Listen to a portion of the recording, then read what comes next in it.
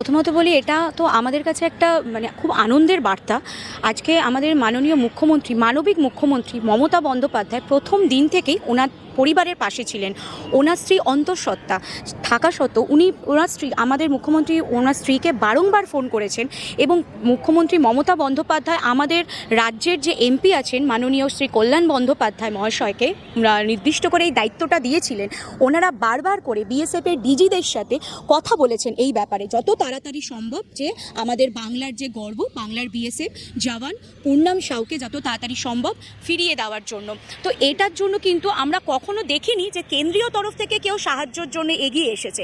আমাদের মানবিক মুখ্যমন্ত্রী মমতা বন্দ্যোপাধ্যায়ের তৎপরতার সাথে, মমতা বন্দ্যোপাধ্যায়ের এই হস্তক্ষেপের জন্যই আজকে পূর্ণাম সাউ তিনি কিন্তু আজকে বাংলার মাটিতে ফিরে এসেছেন। বাংলা হান্টের আরও খবর দেখতে নজর রাখুন।